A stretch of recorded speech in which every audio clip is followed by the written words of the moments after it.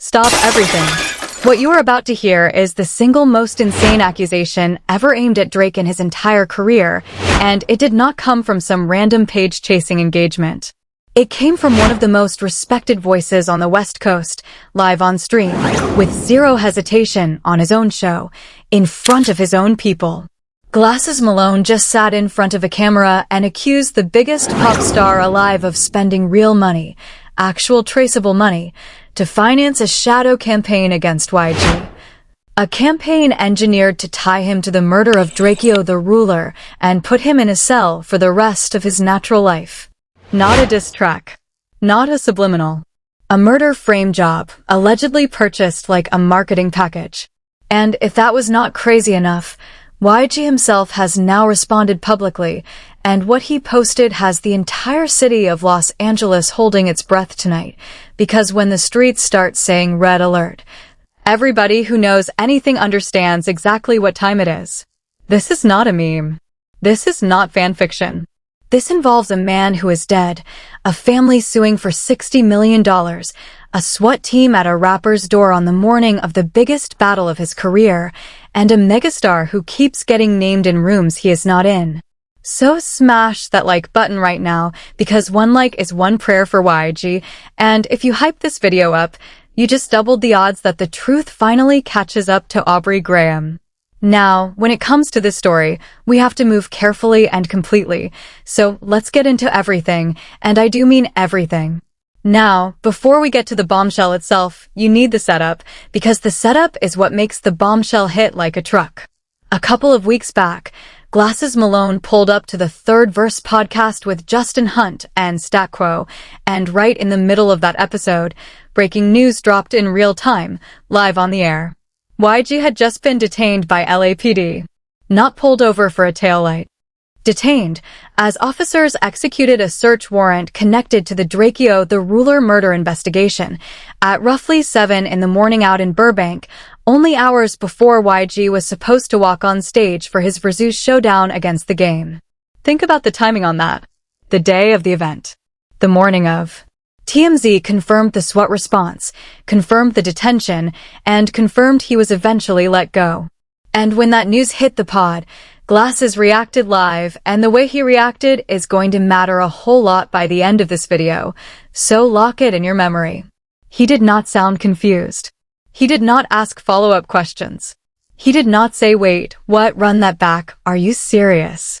He said, oh my god, like a man hearing the second half of a sentence somebody had already whispered to him in private. Listen to the texture of that reaction. Oh my god. That is not surprise. That is dread. That is the sound a person makes when a prediction comes true in front of them. Hold that thought, because we are coming back to it, and when we come back to it, it is going to sound completely different to you. Fast forward to last week. Glasses is doing his show, The Lunch Hour, sitting there with Trap Bradshaw, and some troll slides into the comments poking at him, talking about why don't we have 700 to 1,000 viewers in here? It's because you're not talking about Drake. A troll. A nobody. A drive-by comment that 1,000 other streamers would have scrolled past without a heartbeat. And instead of ignoring it, Glasses leans into the microphone and detonates a nuclear weapon. He says, you want me to put 1,000 people in here? You want me to start kicking Cuz back in? Because Cuz does not like when I kick his back in. I am not the rest of these dudes. And then he says the sentence that has now set all of hip-hop media on fire from Los Angeles to Toronto. He says Drake can spend that money and mess with YG's life. Let me tell you what this mark is doing. Spending money and financing Drakeo's campaign, trying to mess with this boy's life and get him arrested because he is mad about a battle. Read that back slowly and let every word land. Glasses Malone, a certified LA street legend with 2 decades of credibility and zero reputation for manufacturing stories out of thin air, just alleged on a live microphone that Drake is actively bankrolling an online propaganda operation, seeding stories, paying for narratives, feeding pages, all engineered to frame YG for the killing of Drakeo the Ruler as revenge for a rap battle that ended 2 years ago. That is the allegation. And Glasses did not stutter, did not hedge, did not walk it back. He doubled, tripled, and quadrupled down on camera like a man daring somebody to sue him. And here is the part that took this from a wild stream moment to a full-blown cultural earthquake. Because left alone, maybe this clip lives and dies in the group chats. Maybe it gets clipped, laughed at, and buried by Monday. That is not what happened. What happened is the industry itself started moving. First came Karen Civil. And this is important because Karen Civil is not a gossip page. Karen Civil is plugged into rooms most of us will never stand in, management rooms, label rooms, campaign rooms. She reposts the clip of glasses and she captions it, "Turn this up." 2 words. That is it. And the internet immediately reads it exactly the way you would expect, as a cosign, as a confirmation, as somebody who knows things quietly stamping the allegation. Then, and pay attention to this sequence, because the sequence is the story. She deletes it, takes the post down.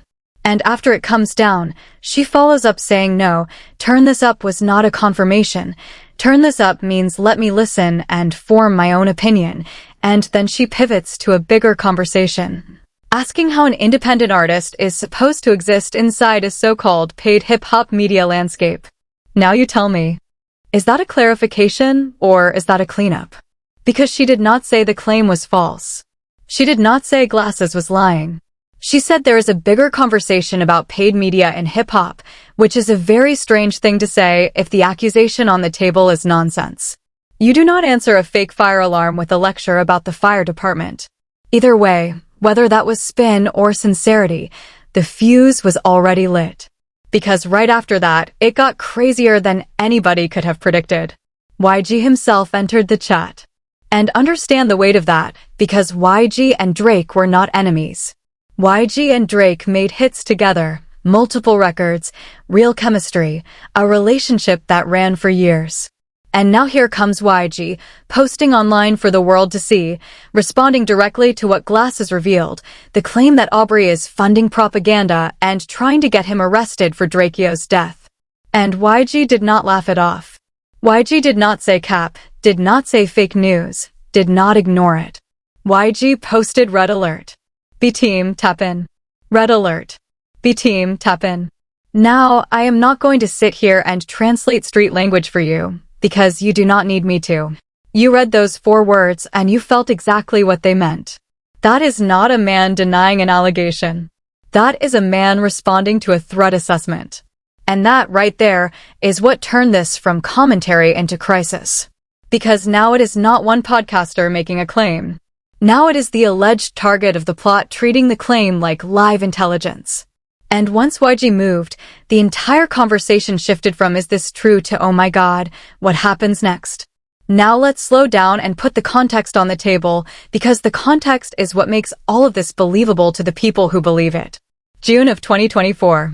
Kendrick Lamar wins the greatest rap battle hip-hop has ever seen, and he celebrates with the Pop-Out in Los Angeles, a victory lap concert on Juneteenth that felt less like a show and more like a coronation. And who is on that stage? YG. A featured performer dancing to Not Like Us in front of 20,000 people while the whole world watched.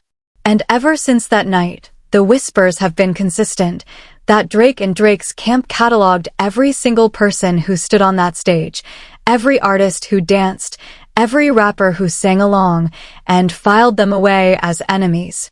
YG performed. YG danced. And according to the theory that is now everywhere, YG has been paying for it ever since.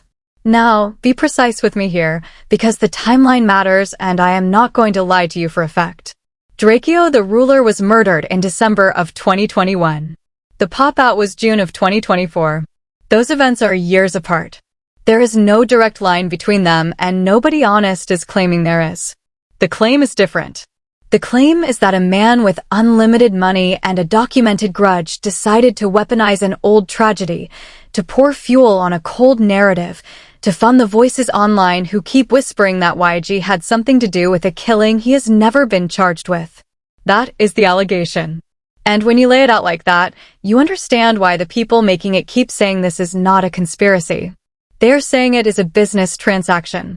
And in this industry, business transactions leave receipts everywhere.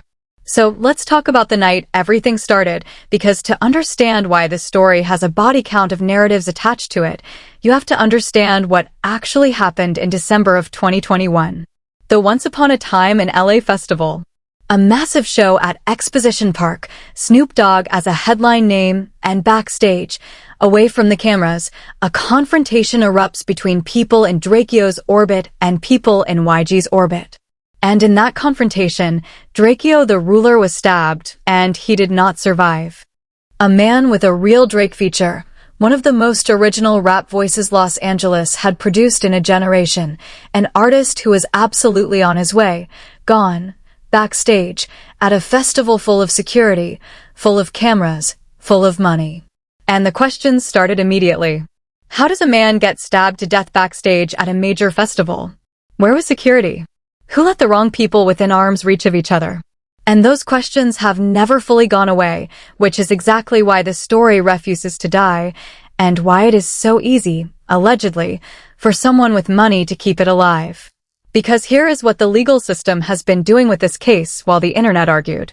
February of 2022, barely 2 months after the killing, Drakeo's family files a wrongful death lawsuit, $60 million, naming Live Nation and the festival organizers, claiming the death was completely preventable. That sufficient security would have stopped it, that the people who ran that festival failed in the most basic duty they had. Notice who is not the headline defendant in that suit. YG.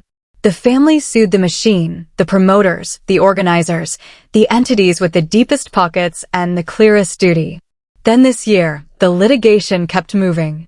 Snoop Dogg's company moved to get out of the case entirely, filing for summary judgment, arguing his company never signed a lease, never held any ownership interest in the venue, never had anything to do with festival operations, and that nobody from his company witnessed or participated in Drakeo's death or had any relationship with the men who killed him.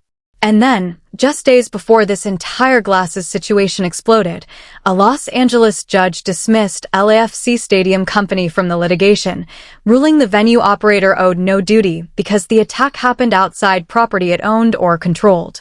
Read that landscape. 5 years later, this case is still moving through courtrooms, still generating headlines, still producing fresh news cycles. The family's fight for accountability is still active, still painful, still unresolved. And an unresolved wound is exactly the kind of wound that a funded whisper campaign knows how to press on. That is the allegation. Keep it in frame. But the single most important document in this entire story is not a court filing. It is a song. Because YG saw all of this coming, and he answered it the way artists answer things on Wax, in June, on his album, The Gentleman's Club, on a record called We Know the Truth. And I need you to hear what he is actually saying on the song, because once you hear it, the Red Alert post reads completely different. He opens the record talking directly to the accusation. They say I murdered this. They say I murdered that. Well, if that's true, you'd be a rat. I'd be in a cell sleeping on a rack. But too bad that ain't a fact. He is saying, in plain terms, if I did what they are paying people to say I did, I would already be gone. Then he gives you the math that nobody pushing the narrative ever wants to discuss. He got paid $600,000 for that festival. $600,000. Why on God's green earth would a man getting paid $600,000 to perform send anyone to start a war backstage at his own bag? And then the line that should end the whole conversation. He says his close friend had just passed. He was not even thinking about Drakeo. He came to collect his money and hit the stage. And then he heard what everybody else heard, that somebody got hit with a blade. And then came the whispers. YG paid. Stop lying, he says. And he keeps going, verse after verse. He says he never understood how he ended up inside a beef that never involved him to begin with. He says he thinks the whole thing was manufactured for attention, that he never said a name, but ended up in all the mentions. He addresses the Inglewood narratives directly, the claims about why he moved where he moved, and swats them down one by one. And in the third verse, he explains his silence. He never speaks on it because that is the law of where he comes from, but he watched people run with a one-sided false narrative for too long and he allowed it, and now he is done allowing it. It is sad, he says, how they are trying to paint him as the bad guy when the other guy was out looking for smoke with a flashlight. And he closes by saying, this is not a diss, this is just his past life, and now you have his side. There it is. Now sit with this. That song dropped in June. The detention happened weeks ago. The glasses allegation dropped last week. The record reads like a man writing his defense before he knew exactly when he would need it. And now, suddenly, he needs it. Now here is where the story stops being about one allegation and starts being about a pattern. Because after the clip went mega viral all weekend, after every page on Earth covered it, after Glasses spent days fielding calls from everybody in the industry, he went back on his show this week, and a man with nothing behind him would have softened. He would have said, hey, I was talking to a troll, emotions were high, let's relax. Glasses did the exact opposite. He told his audience, I told you last week I did not want to kick cuz back in. I told you if I start, it is going to be a thing. And then he looked into that camera and went further than the first clip ever did. He said everybody knows he does not care. He said the fan base keeps whining every week because they got beat, because every time they look around it was all bad, and it is over, and there is nothing they can do to change it. And then he said the line that should be printed on the front page of every hip-hop publication on the planet. He said you can cry 1,000 times. You can finance 1,000,000 campaigns.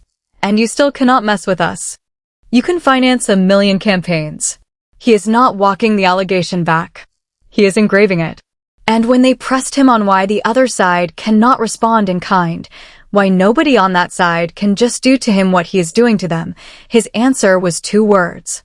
Culturally bankrupt. He said they do not have the cash. He said everybody asking why does it matter and what is he doing cannot figure out why they cannot do it themselves.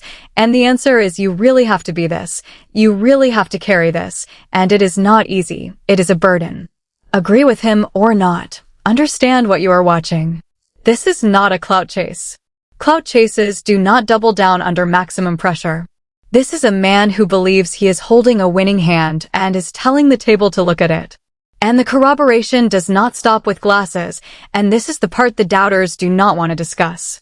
Back on Fig got Glasses on the phone, and they asked him directly, the question everybody wants answered, where did this information come from? Who told you this? And Glasses did not say he made it up. He did not say he was speculating. He said, I cannot tell you, because you already know who gave me the information. I am already in trouble. You know who did it already. And the hosts laughed, not because the claim was funny, but because, as they said themselves, this is a conversation that has been floating around Los Angeles for a while now. Other LA podcasters have said on record they heard the same thing. The same claim. Drake pushing campaigns connected to the Drakeo case, aimed at YG, aimed at Mustard.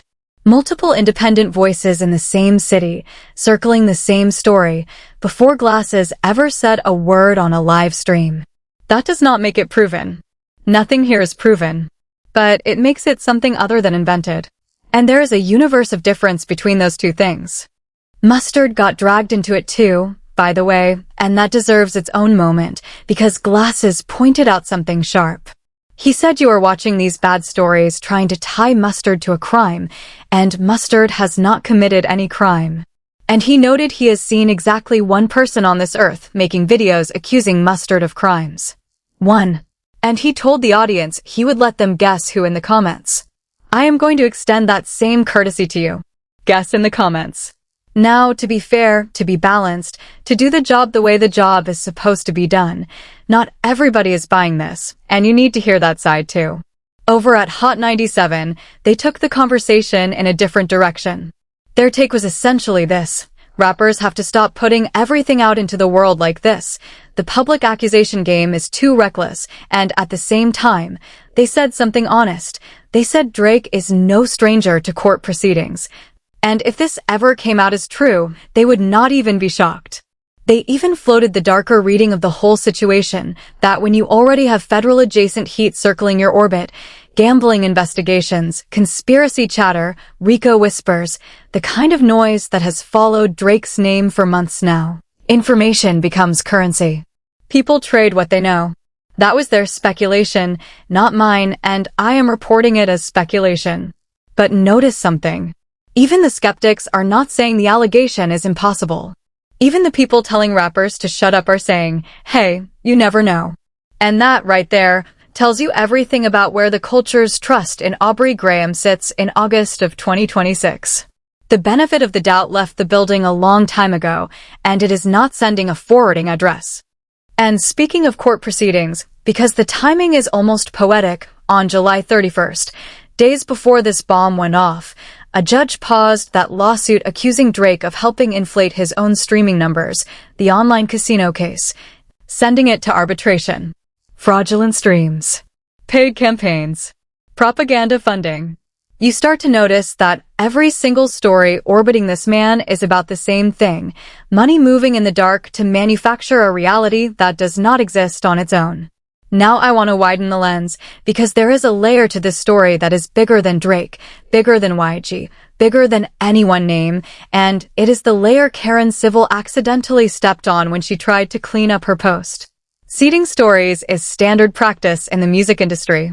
I need you to understand that clearly, because the public still thinks narratives happen by accident. They do not. There are people whose entire job, whose entire invoice is placing stories. You want a narrative out there, you fund it. You feed it to clippers, to aggregator pages, to mid-size accounts hungry for content, to publications that need traffic. You do not have to lie to them. You just have to pay them and let the payment decide which stories feel urgent and which stories never get told. This is not a hip-hop secret. This is the modern media economy, and hip-hop just happens to be the place where the mask slips most often. And Karen, to her credit or by accident, asked the one question that actually matters. How does the independent artist exist in a paid hip-hop media landscape? Strip away whatever reason she had for asking it, and the question stands on its own as maybe the most important question in the culture right now. Because think about what it means. If the playing field is pay to play, then the artist with the most money does not just win the charts. He wins reality. He decides who looks guilty. He decides who looks washed. He decides which dead man's name trends next to which living man's face. In the blog era, it was not like this. In the early streaming era, it was not like this. A kid with a hot record and no budget could still break through on pure energy. Today, the loudest version of the truth is simply the version with the biggest invoice behind it. And if you think that is an exaggeration, ask yourself why the same handful of names trend negatively every single week, while others never take a hit no matter what they do.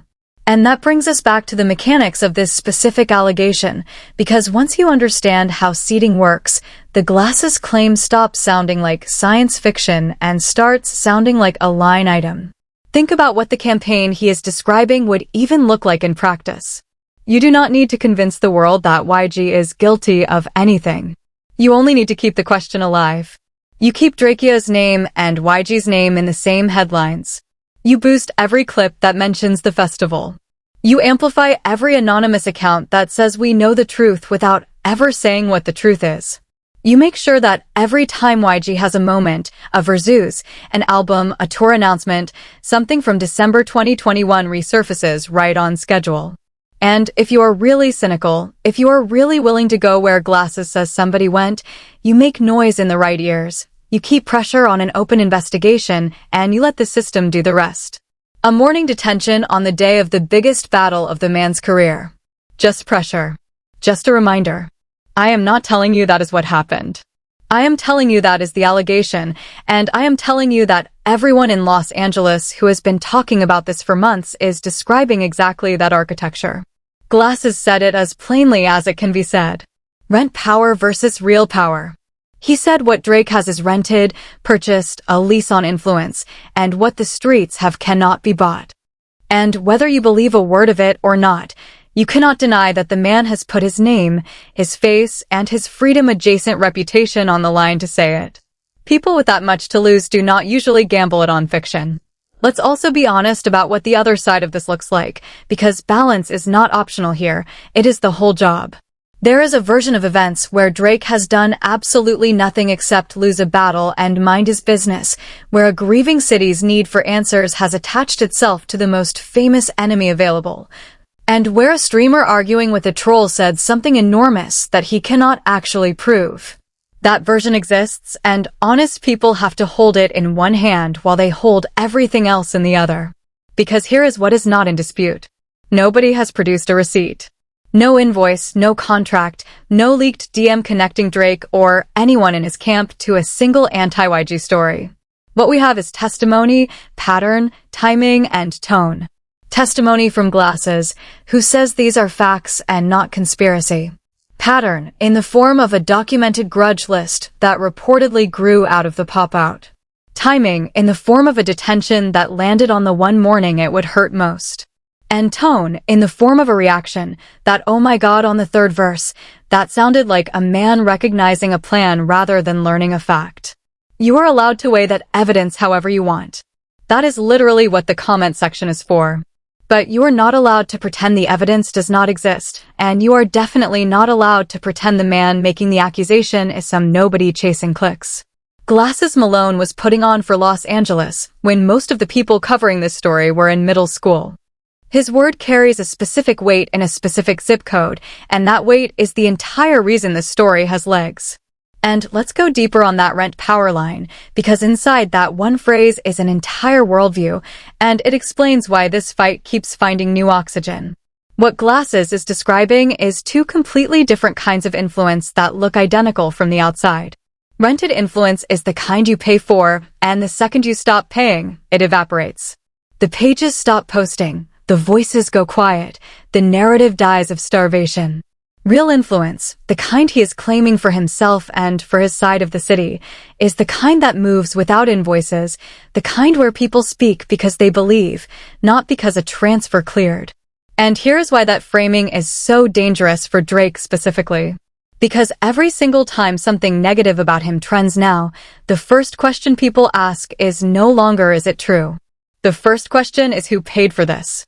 That is a catastrophic position for any public figure to be in, but it is a historically catastrophic position for a man currently fighting a lawsuit in which he himself claims that a machine was used to make his rival look bigger than he was. Do you see the trap? Drake's entire legal argument for 2 years has been that popularity can be manufactured, that numbers can be bought, that perception can be purchased by the highest bidder. Glasses Malone just turned around and used Drake's own thesis against him. If manufactured perception is real, and Drake says it is, then who manufactures more of it than the man with the most money and the most to avenge? You cannot spend 2 years telling the courts that the game is rigged by money and then act shocked when the streets conclude that you are the one rigging it. That is not an accusation from me. That is the logic the culture is already running on, and Glasses simply said the quiet part with a microphone in front of it. There is also a fan warfare dimension to this that deserves real attention, because it is the engine under all of it. Glasses said something in his second clip that slid past a lot of people. He told that fan base, you whine every week because you got beat, and every time you look around it was all bad, and it is over, and there is nothing you can do to change it. That is not trash talk. That is a diagnosis.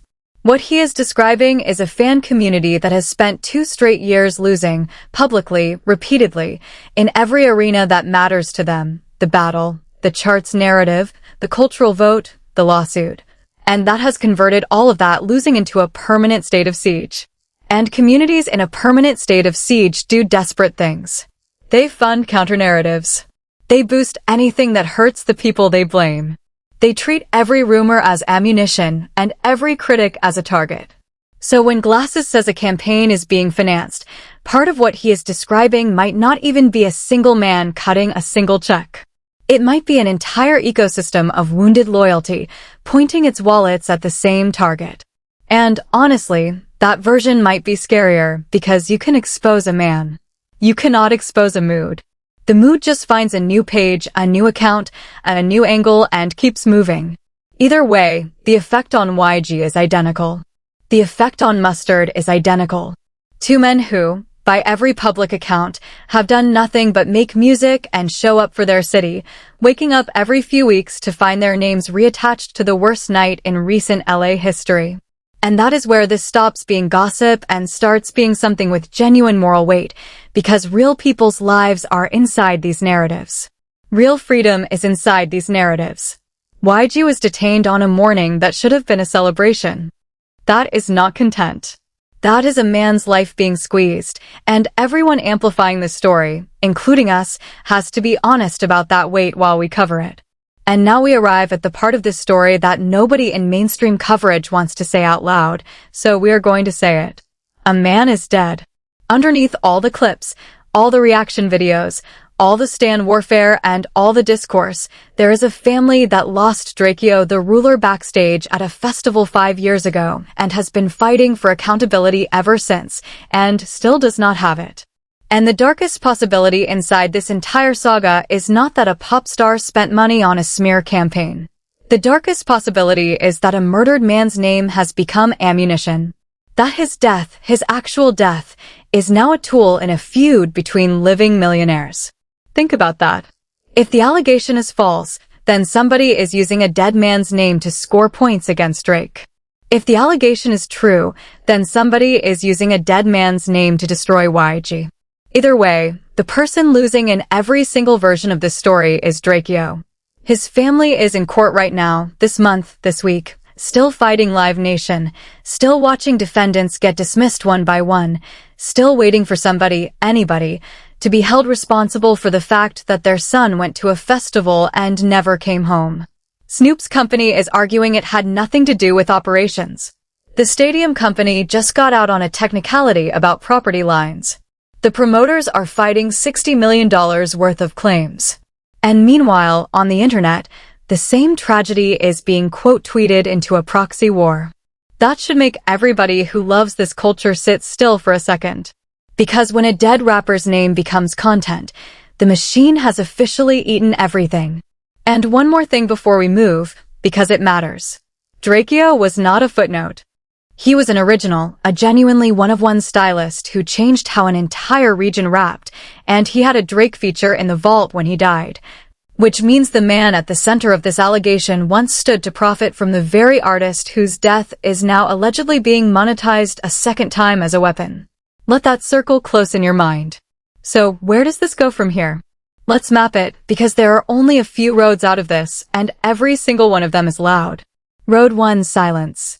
Drake never addresses it, the way he has not addressed a long list of things lately, and the allegation joins the permanent cloud of unanswered questions that now follows his name everywhere. The lawsuit, the streams case, the seeding rumors, all of it just hanging there. Never proven, never dispelled, eroding him drip by drip like water on stone. Road 2: a response. And a response here is dangerous for him in a way most responses are not, because the moment he denies it, he elevates it. He puts the words YG and Drakeo and campaign into his own mouth. And every clip of that denial lives forever next to glasses calling him rented power. Road 3, and this is the one that should terrify everybody, escalation. Because YG already said red alert. YG already told the B team to tap in. And the last time the people around this man felt this cornered, the response was not a tweet. Now let's be clear, nobody with sense wants that road, and I am not endorsing a single thing except peace and paperwork. But you do not need to endorse it to see it. You just need eyes. Los Angeles is a city that has buried too many rappers already, and the people who love it are watching this situation with their jaws tight, praying the loudest thing that comes out of this is a song. And a song is exactly what we might get, because here is the final twist sitting in plain sight. YG already told us how he responds. He responds on records. He already made We Know the Truth when the pressure was a fraction of what it is right now. So, what does he make now? What does the next verse sound like when the allegation is no longer a vague they, but a specific he, a specific name, a specific funded campaign, a specific morning in Burbank with a SWAT team outside his door? And what does Drake do if that song lands? Does the biggest pop star alive ignore a record like that, or does he do what he always does and reach for the lawyers, the platforms, the money, the machinery, and in doing so, Hand glasses Malone the exact confirmation he has been daring him to provide all week? Every move on the board costs him something. Every single one. And that, more than any lyric, is the checkmate architecture of this entire situation. The man who allegedly bought the board just found out the board was never for sale. So now it is your turn, because this story is going to be decided in the court of the culture long before it ever sees a courtroom, and the culture votes in the comments. Is Glasses Malone telling the truth? Is this the most credible accusation ever aimed at Drake? Or is this a street legend riding a wave he started? Does YG's red alert mean he believes it, or is he just protecting himself? Did Karen Civil confirm something and retreat, or did the internet misread two innocent words? And the big one, the one I want a real answer to, if money really can buy a narrative, how would any of us ever know the difference?